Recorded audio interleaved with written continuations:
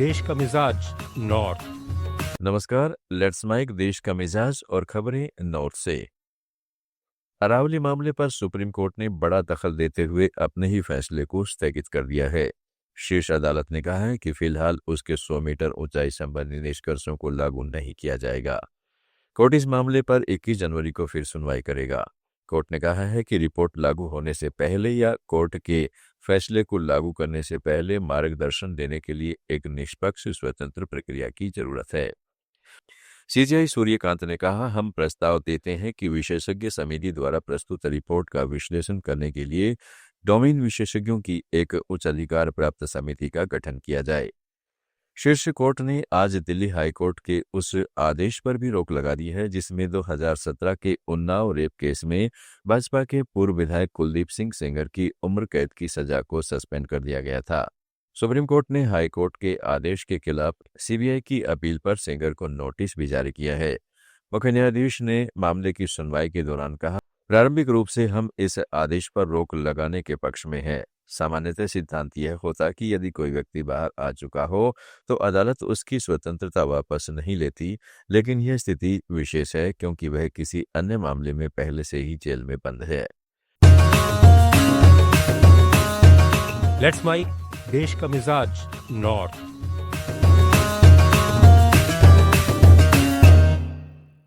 Supreme court द्वारा कुलदीप सिंह सेंगर के मामले में दिए गए फैसले पर कांग्रेस नेता मुमताज पटेल ने कहा, अब हमें उम्मीद है कि उन्नाव पीड़िता को इंसाफ मिलेगा।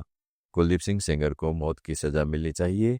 एक नया कानून आना चाहिए जिसमें रेप करने वालों को मौत की सजा दी जाए।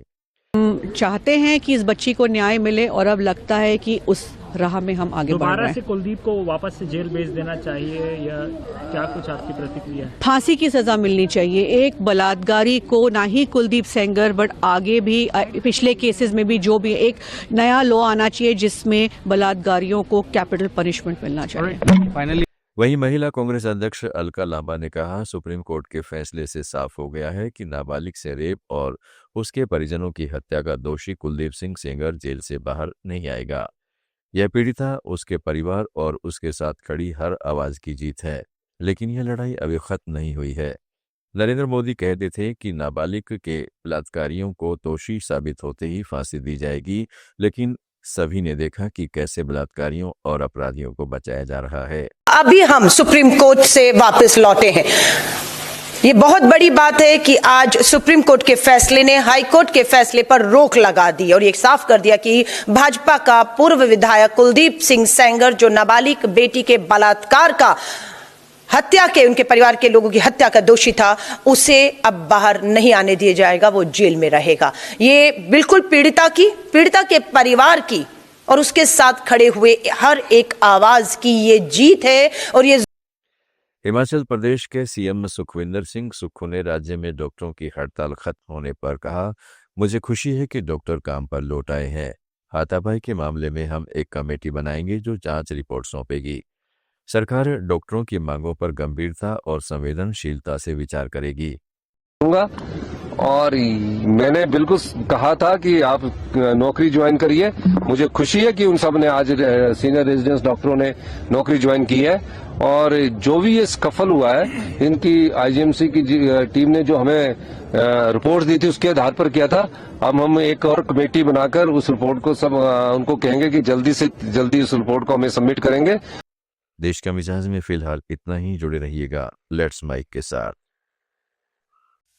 आप सुन रहे थे let's mic more than radio. Follow कीजिए हमें हमारे सोशल मीडिया प्लेटफॉर्म्स पर।